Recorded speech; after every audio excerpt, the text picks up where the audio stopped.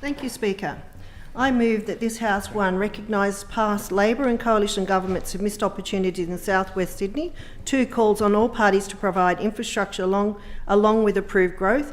3, calls on the New South Wales Government to recognise the need for investment in South West Sydney. 4, calls on the Government to recognise the future growth and population needs by reviewing previous studies and business cases and undertaking further investigations into the Maldon-Dombarton Railway Line. What does MD stand for? It's not just a doctor, but about something that can improve the health and well-being of many people, the Maldon-Dombarton line. So one would ask these days, where is the centre of Sydney? It's no longer the CBD. Is it Western Sydney? Somewhere between Petersham and Springwood, or Parramatta to the Blue Mountains. These areas where the majority of government money is spent. The reality is that every day the huge number of houses from Leppington to Bowral drag the centre towards the southwest, growing communities like my own in Wollondilly that has not only been forgotten but used with no consideration to missed opportunities. My election to this place was on a very clear mandate, not only for infrastructure like the Picton bypass, but also an assessment of my community on the major political parties putting out the same spin and promises each time. The same plan unveiling for things that will never take place, the same big novelty checks, and then the delivery of nothing. This motion seeks to have Parliament and all parties recognise the errors of the past, but also address the opportunities right now. If done correctly, that would not only benefit my community, but the entire Macarthur region and beyond. In fact, for the benefit of the whole of New South Wales. It is unbelievable to have planning approval for massive areas of growth with no infrastructure. It is ridiculous that thousands of people are to live in places such as Wilton with the promise of a 30-minute city, but they have no hospital, no high school, no jobs, and no sewer treatment plants. Yes, we truck it in and out. And most importantly, no connectivity to anywhere other than a traffic queue. Government continues to be reactive to developers. Why do we not have a plan that drives them to deliver what we and the community want and need? Lay out the plan that they have to follow, not the other way around. Years ago, I remember Campbelltown as a rural area with a hospital surrounded by paddocks ready for growth. Since then, our whole Macarthur area has grown and continues to stretch south endlessly in a sea of grey roofs. We have very little infrastructure. Narellan Road and Northern Road have been rebuilt over and over with traffic lights every 400 metres, and houses, more and more and more houses. Those houses are filled with families that drive hours to travel to their jobs because there's minimal employment opportunities locally. In Leppington, Camden, Campbelltown and Wollondilly, our commuting population is 50% to a staggering 70%. I hear other members talk about teacher shortages in their schools, but we haven't even got the schools. Our students fare much worse as we only have one public high school in Wollondilly LGA, and students travel for hours each and every day. This is an area as large as the entire Sydney metropolitan area with one high school. We also have few trains. The Southern Highlands line is managed by ARTC, which favours freight, and our commuter service of one train every hour at peak times often run late or are cancelled outright. And that's for the very few villages that actually have a service. Our residents park in Campbelltown and Leppington after driving for an hour or so to take up the limited commuter car parking spaces. But things can be different. We need good governance and a mature discussion on what's needed not only for the population now, but also the expectation of the populations and generations of tomorrow. A plan, a vision to make our state a great place to live and work.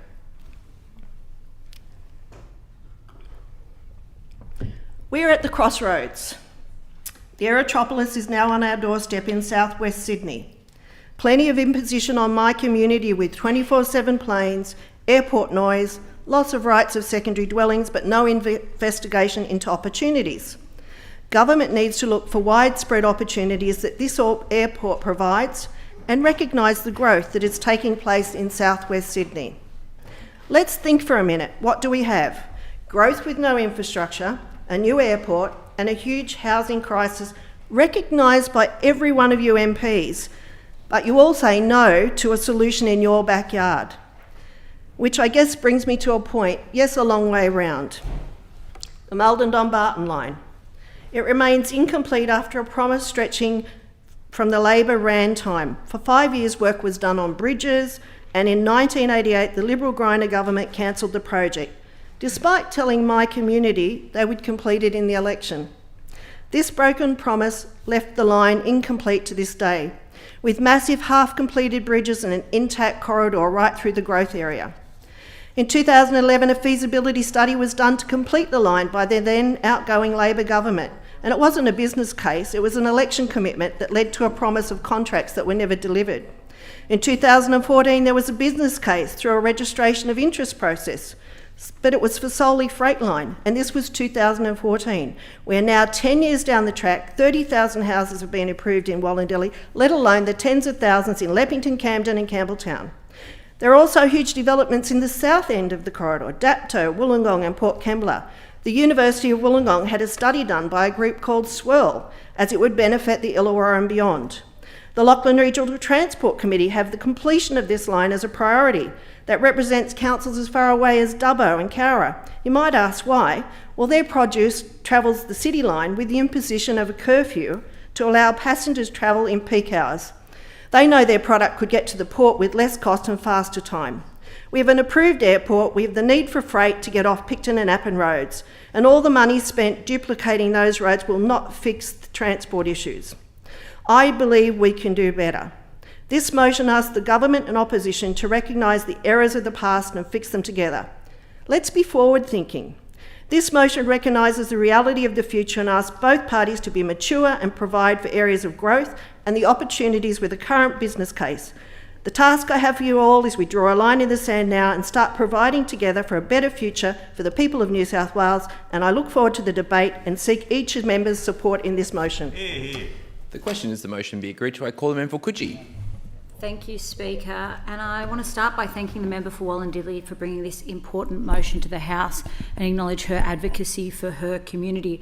And I also want to acknowledge present in the House today is the member for Campbelltown and acknowledging his ongoing advocacy and fighting for his community on this issue as well. And I'd like to reaffirm and recommit our commitment as the New South Wales Government to improving access to public transport in our communities. And I appreciate that for residents in South West Sydney, there are comparatively few options to travel by public transport currently. And the New South Wales Labor Government understands that South West Sydney continues to be one of the fastest growing regions in New South Wales. Development of transport infrastructure network and services is critical to provide sustainable travel options. Key parts of these corridors have been identified and protected through gazettal of future transport corridors. Speaker, a keystone of the Western Sydney Infrastructure Plan is the new M12 motorway, a 16-kilometre east-west motorway between the M7 motorway, Cecil Hills and Northern Road, London. This $2.04 billion project provides an east-west link between the M7 motorway and the Northern Road, including a connection to the Western Sydney International Airport. The motorway will support between 2,000 direct and 2,400 indirect jobs during its delivery. Major work started in August 2022 and will be completed before the Western Sydney International Airport opens in 2026. Various local roads and precincts are being upgraded to enhance connectivity, accessibility and overall quality of life in southwestern Sydney. These infrastructure investments are crucial for the region's development, economic growth and improved transportation. In the 2023-24 New South Wales budget, the New South Wales Government has allocated $770 million to establish an urban roads fund over 4 years. The key projects include planning for upgrades on 15th Avenue Transit Corridor, which is a vital east-west connection between Liverpool and Bradfield, providing a direct bus connection. Duplicating key sections of Heathcote Road, upgrade to Brandfield Road, upgrade Henry Lawson Drive at Milperra, upgrade Hill Road at Homebush.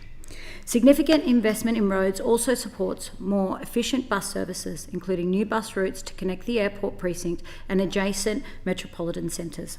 The New South Wales budget for 2023-24 included $302.7 million for new bus services, which will connect local population centres, including Campbelltown, Penrith and Liverpool, to the Metropolis, providing additional public transport options that will be available even before the airport opens.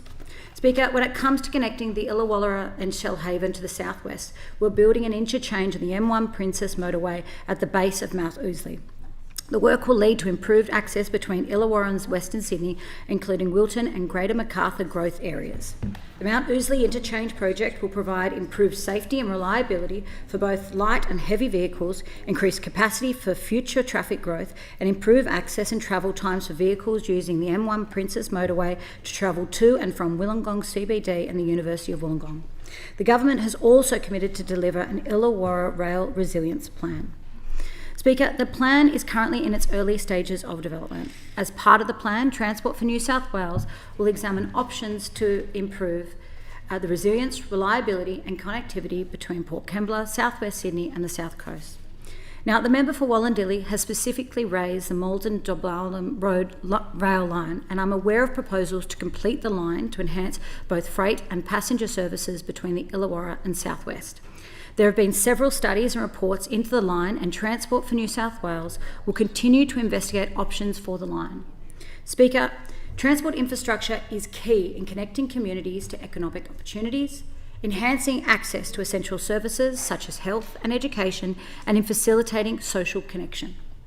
The opportunities to support the growing communities in South West Sydney are immense, and they are equally matched by the will of the government to support these hard-working, underserved communities.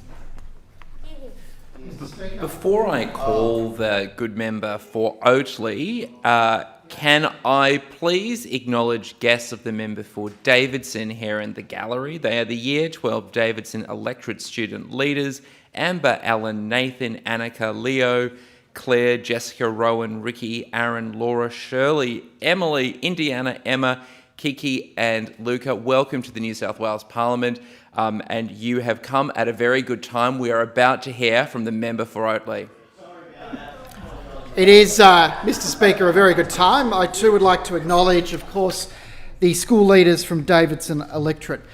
Mr Speaker, I note the member for Wollondilly's comments of missed opportunities. However, the member has failed to acknowledge the many achievements and significant investments of the previous Liberal National Government made to South West Sydney.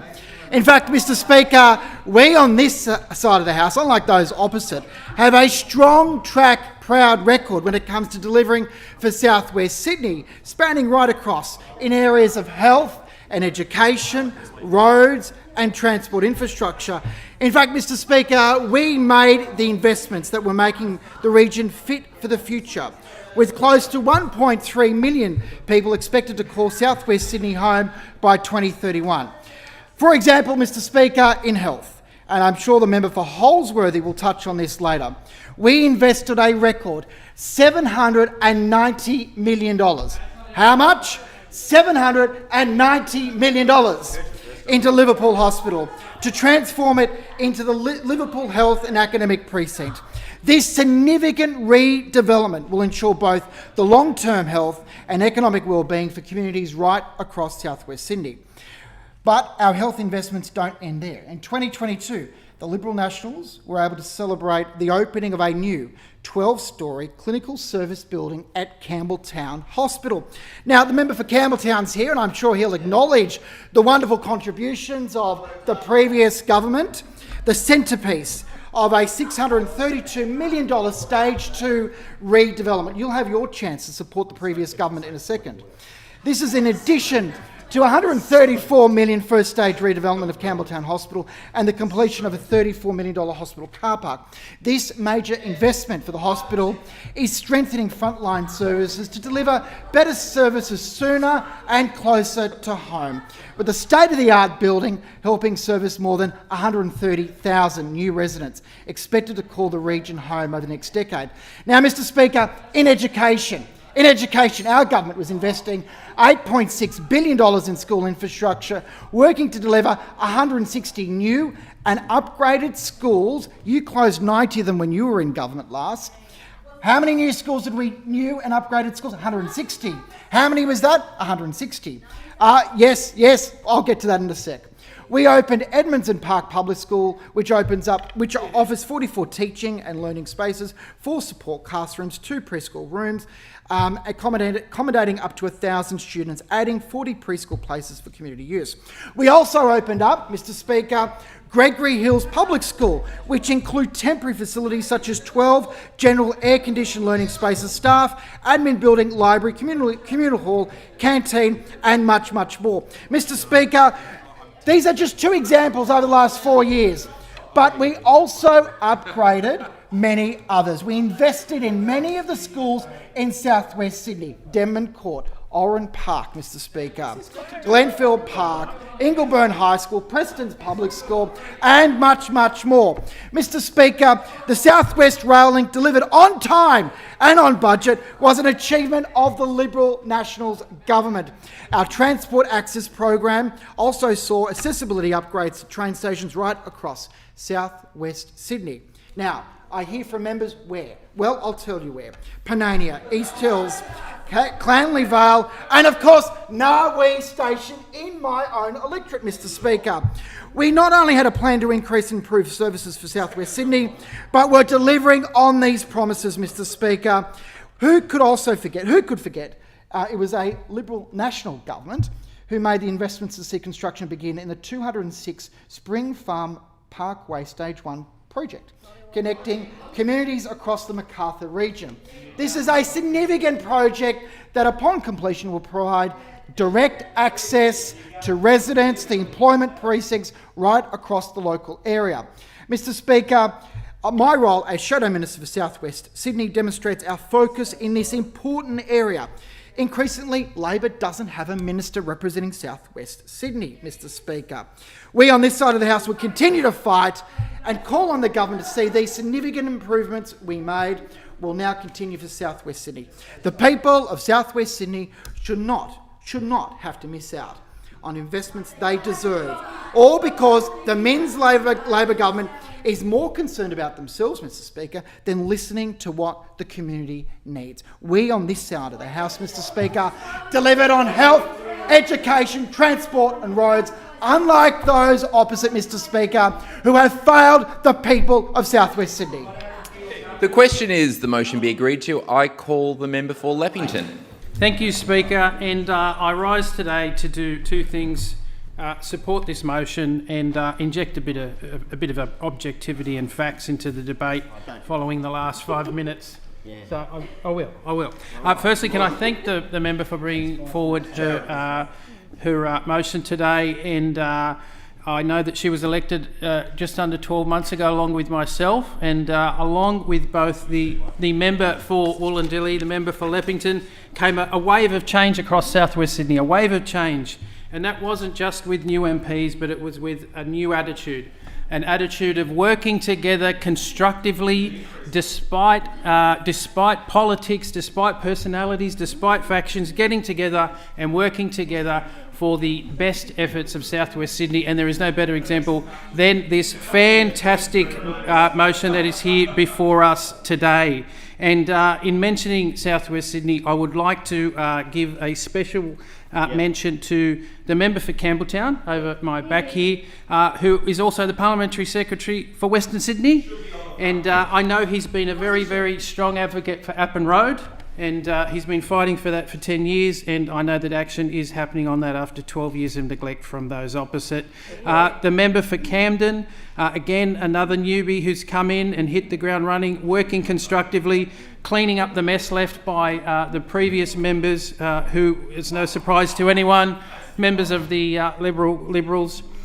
She's working hard to get express buses to the airport, and we are working on a business case, of course, to get the train to the airport. And I mention the airport because the airport is an important catalyst. And despite the argy-bargy, I think we can agree on one thing, is that the airport in Western Sydney is a project of immense national importance, and it will be a catalyst that that this government will be happy to cut the ribbon on in at the end of 2026. But the key to an airport and the key to an aerotropolis is having those important transport links, and that's what we're talking about today. Now, there are a few other members from South West Sydney I want to mention as well. Member for Parramatta is over my back here. He's been working hard to ensure that we fix the mess caused by the train timetable of the previous government by slashing buses. He's fixing that, as is the member for Liverpool and my good friend, the member for Fairfield, who's also out there advocating to ensure that the TAP program goes back to being based on priority and not shoring up marginal coalition seats. And I know we've already had wins on that. The member from Macquarie Fields has finally got his lift at Macquarie Field Station. And so within 12 short months, we are delivering. We are delivering lifts. We are delivering schools. We are delivering upgrades to roads. Now, that's just on transport infrastructure, but let's talk about health and education. We have already started putting money towards an upgrade to Fairfield Hospital, a hospital that is very close to my heart. It's where my two children were born, and it's where I visited on a number of occasions after some accidents, some sprains, some breaks, some cracks, but it hasn't had any attention for many years, but we are changing that. We are also looking at a site for a new hospital out at the Aerotropolis, and we are making strides in health. In education, I know the member for Oatley had a bit of a spiel about education, and I've said this many times, but despite all the growth in my seat around the suburbs of Austral, Leppington and Denham Court, not a single public high school was built, and that is the previous government stands condemned for that. But happy to announce that we are building a new school, and that will be open in 2027, and the people of Leppington and the Southwest will be very happy to see that. Also investing in plenty of other schools. Now, the other thing that I should mention, of course, is that we are investing in schools, not just in Leppington, because this isn't about Leppington, it's about South West Sydney, so right across the area, including Camden, another area that was neglected, people who had to go to school kids that had to go to school in demountables because it was slapped together a couple years before an election. Now, as so, what? Ignore them. I couldn't hear anything. Sorry, but let's. I do thank the member for Wollondilly, and this is the start of a very constructive relationship. And let's keep fixing the mess of the previous government. The question is, the motion be agreed to. I call the member for Holsworthy. Thank you, Speaker. I rise to speak against the member for Wollondilly's motion. The former Liberal and Nationals government delivered record infrastructure funding to South West Sydney. Let us not forget the remarkable strides made in delivering record infrastructure for our region. Some key achievements of the coalition government, which service my electorate and wider South West Sydney, include investing $188 million for the upgrade and duplication of Heathcote Road between the Avenue and Infantry Parade, investing $790 million for the redevelopment of Liverpool Hospital to become one of the most advanced and modern health precincts in the Southern Hemisphere of the world, a state-of-the-art facility which is also a trauma hospital and has a very, very high-level NICU. One of my children actually spent time in that NICU, and the staff there are absolutely amazing. The facilities are absolutely amazing. Well done to the coalition government. Investing $53.4 million for the Carnes Hill Aquatic Centre to build a 50-metre pool and wellness centre. Investing $43.9 million for the Woodward Park project, and investing $27.7 million for the Light Horse Park embellishment upgrade, which I look forward to visiting in May for its Stage 1 opening.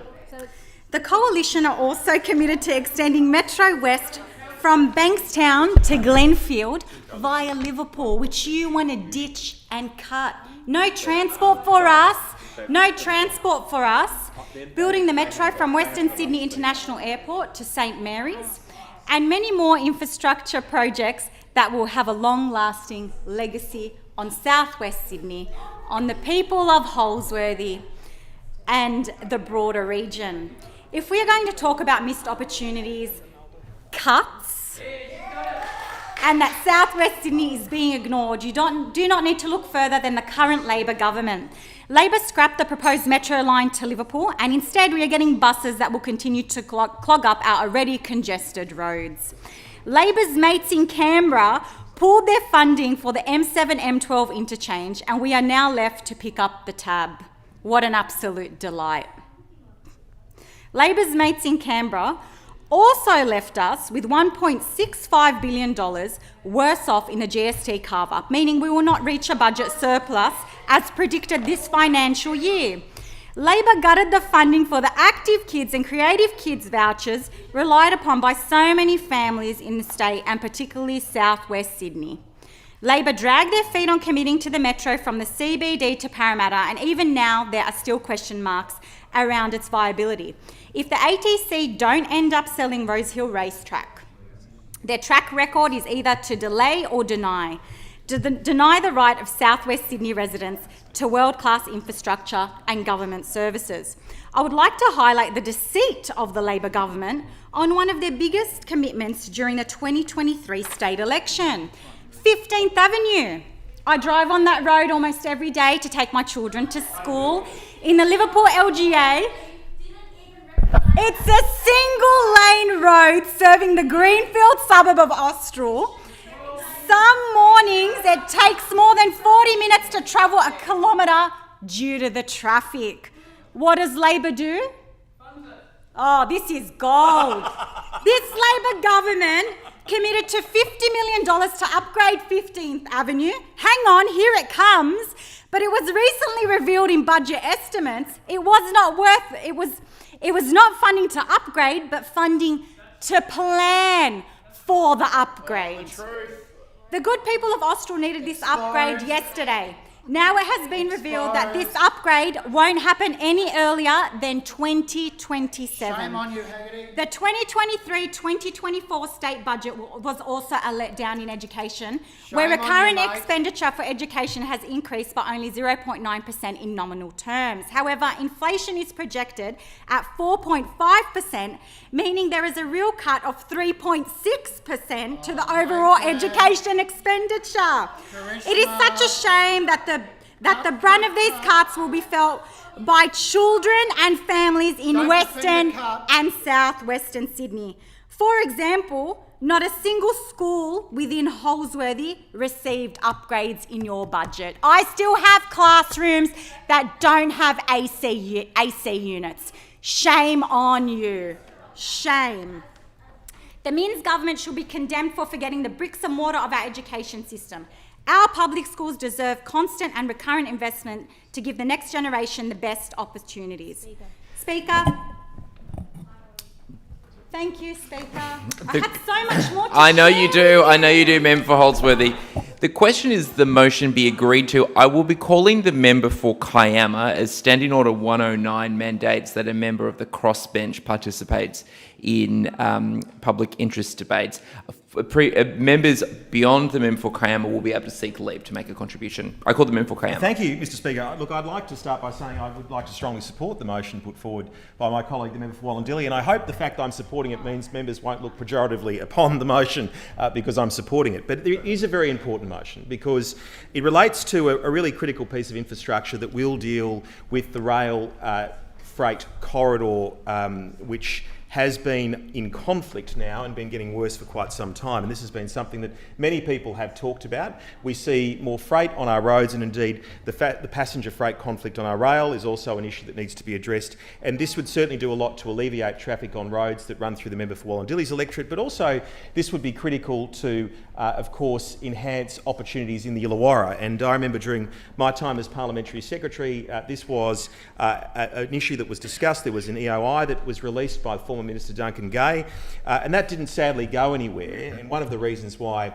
it didn't was that there was talk about the outer harbour expansion of Port Kembla needing to be brought on in order to ensure that the freight throughput through the port was sufficient in order to make this viable. So I think it's something that we should commit to, but I think it's also something we need to acknowledge. There's been a lot said by members of the Labor Party on this particular issue. There's been a lot said, and I note the conspicuous absence of the so-called Minister for the Illawarra, Mr Ryan Park, who's not here today. I also note the absence of the planning minister, the Premier Pro Tem himself, Mr Scully, who's not here either, but we'll come back to him. It was on Bob Carr's wish list, this project, in 1997. They come in and say they're for infrastructure. Well, you've got to go back a few Labor premiers. When they first started talking about it, they did nothing about it.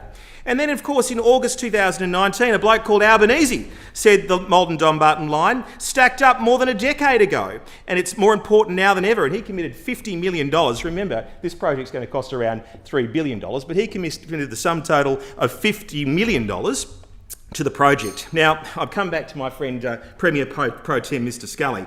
He said in 2018, and I quote, "Despite warnings that the South Coast line will be overwhelmed by increased congestion, the Berejiklian government remains unwilling to invest real money to get the Maldon-Dombarton rail line back on track. New South Wales Labor has $50 million, again that figure, on the table to partner with the private sector to kickstart the completion of the Maldon-Dombarton link. The future viability of Port Kembla depends on the completion of the Maldon-Dombarton project. And the Maldon-Dombarton rail line just can't continue to remain on a long to-do list in glossy photos and documents." But where is the planning minister now?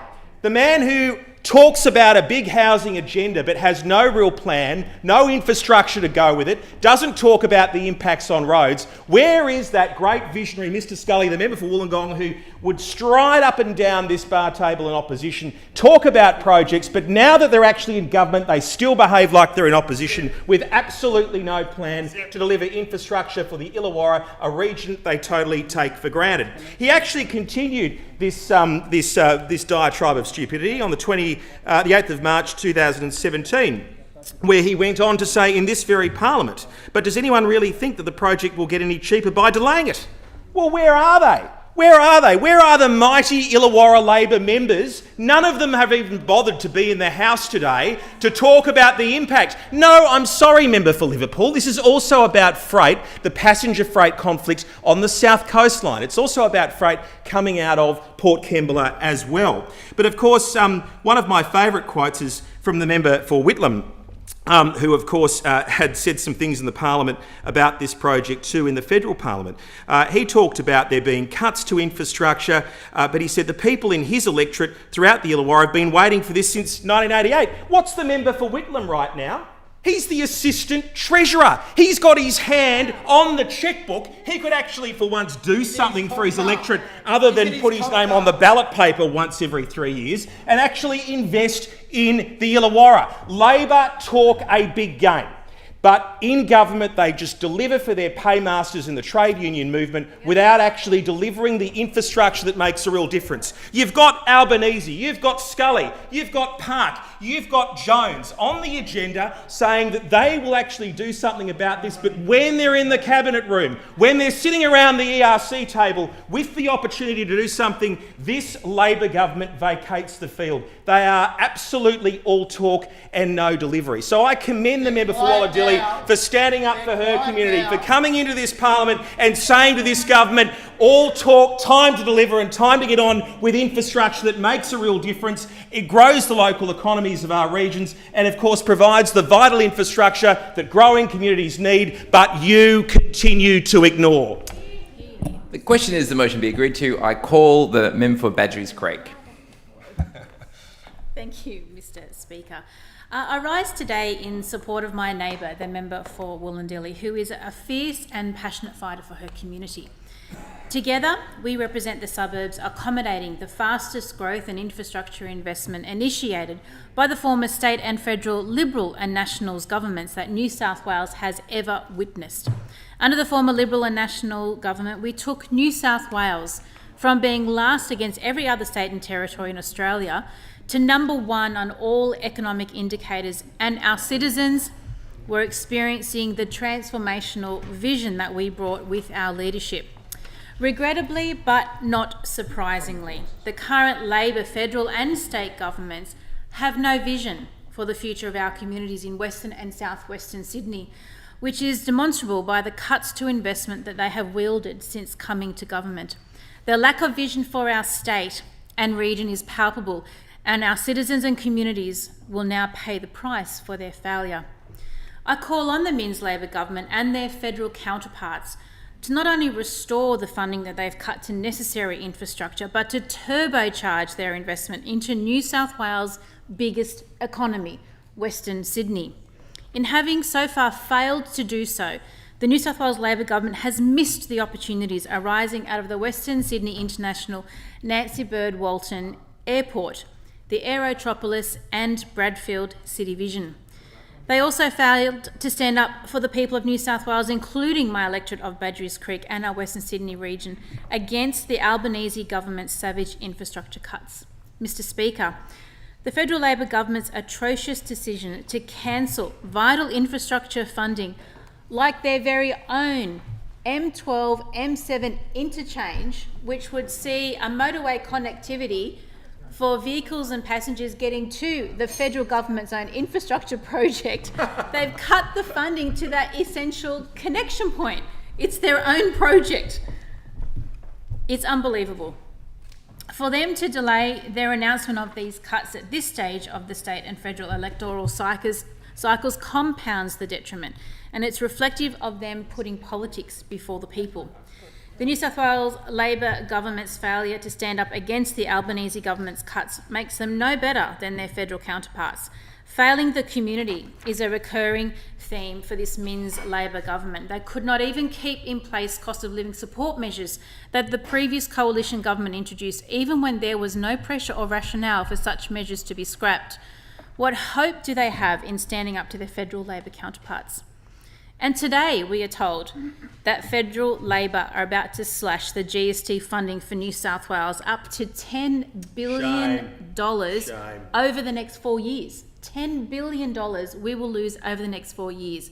We need to see leadership and strength in the Premier of New South Wales to demand that that funding be returned to the citizens of New South Wales, or the students in the gallery watching this debate, you and your families will suffer.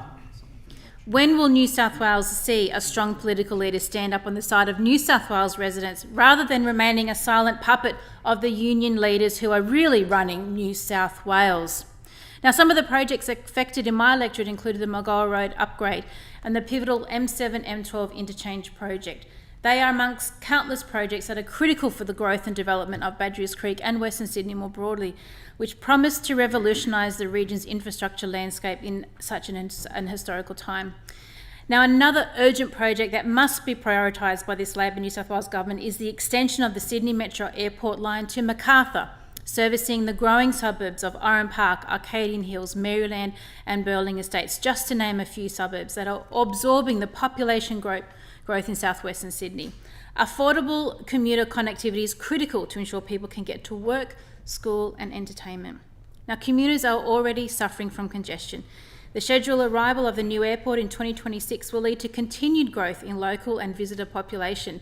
We must get connectivity via public transport underway now. Speaker, in the interest of our state and the economic, social and educational benefit to our communities, we must ensure that organisations across all fields choose to invest in the future of our region. To do so, Labor must wake up and realise we are already in March 2024 and the airport is scheduled to open in 2026. Time cannot wait any longer.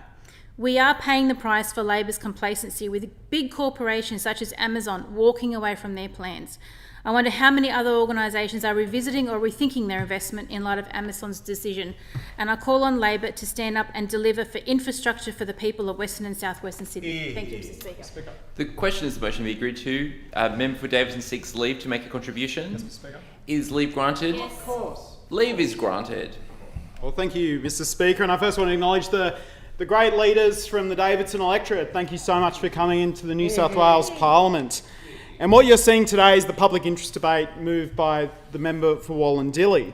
And I say that the member for Wollondilly, and indeed all members of this place, are very committed and passionate advocates for their community. And I welcome any motion that discusses the importance of infrastructure investment.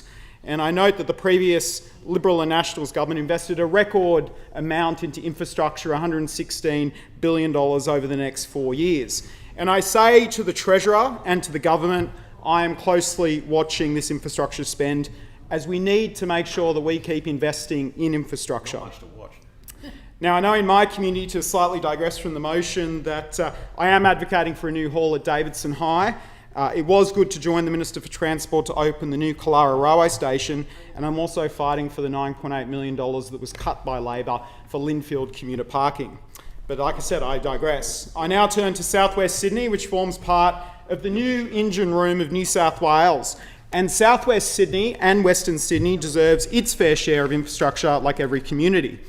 And I first met the member for Wollondilly when she was the mayor of Wollondilly in 2007, when myself, as a very young advisor to Barry O'Farrell, came to visit, thank you, I note the interjection, as an advisor with Barry O'Farrell, came to visit Wollondilly, and indeed the visit was actually about promoting infrastructure.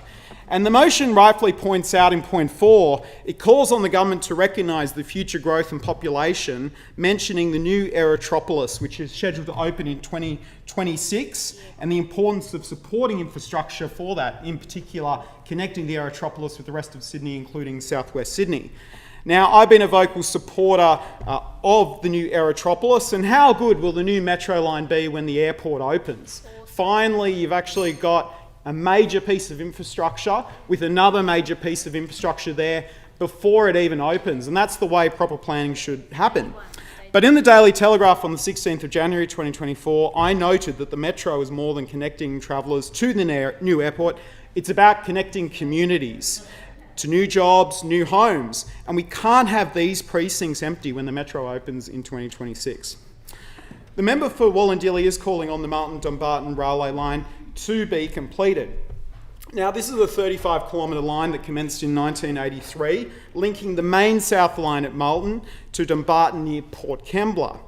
And the Baird government in 2014 had Transport for New South Wales undertake a registration of interest, inviting the private sector to make comment on construction, operation and maintenance of the line.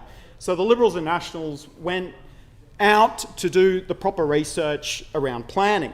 Now, the registration of interest determined that this line, quote, would need substantial ongoing state government funding and policy support to make it commercially sustainable, and the existing infrastructure is sufficient to manage the short to medium term rail capacity requirements for the Illawarra. Now, I also note in 2017, a business case was undertaken by the independent Infrastructure Australia that said the project would take 5 years to build, and back then would cost $805 billion.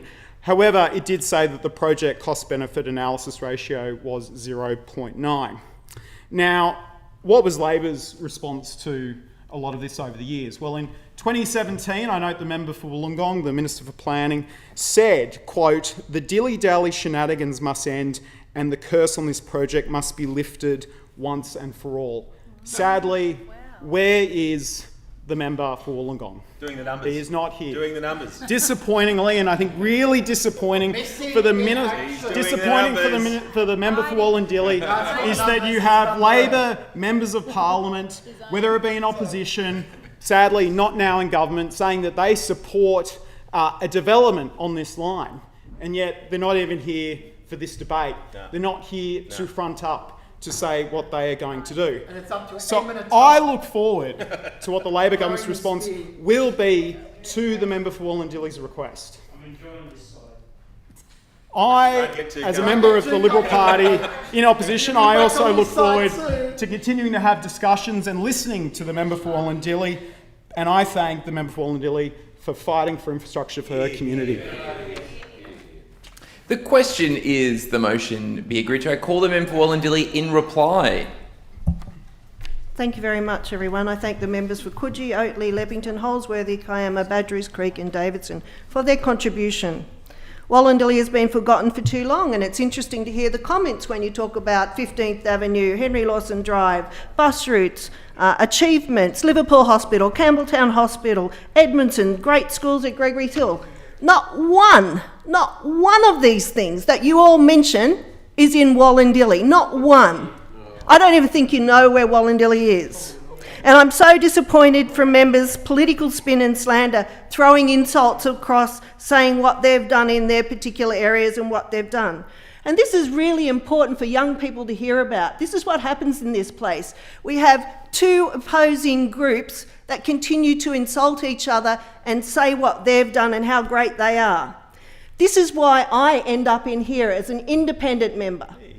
This is exactly why I got voted in, because my community are so disappointed by what has happened in here. They are so disappointed by the fact we only have one high school in an area as big as the whole of Sydney metropolitan area. Not one of those hospitals are in my area, and it would take an hour for my people to get there. I challenge each and every one of you in here who believes they know where Wollondilly is to meet me in Wilton. But I want you to come by public transport and just see if you actually get there. You better put good sand shoes on, because you'll be walking there, because that's all we have out there, besides houses. Because we are getting the houses that you all go, no, we don't want to go up, we don't want it in our area, but you're very happy for me to have the houses and the population just going out, and those people will not have access to any of the services. The houses might be cheaper, but people will not be able to afford to live there. I think it's really sad upon this place. We can't cut what has happened previously, and both sides are in fault for not delivering these things that could have been delivered at probably a 50th of the price if you'd actually worked together instead of being opposing each other all the time. All I want to see is the best for my community, the people of Macarthur and the people for New South Wales. And if you guys don't get on with each other and stop carrying on like pork chops, you will end up hopefully with a whole lot more independence, not only in federal but state government and council. So come and meet me at Wilton and then we'll talk about it. Thank you very much. I thank the member for Wollondilly. The question is, the motion be agreed to. All of that opinion say aye. Aye. To the contrary, no. I think the ayes have it. The ayes have it. See, we do agree. And I commend the member for Wollondilly on the successful passage of her very first public interest debate motion. The clerk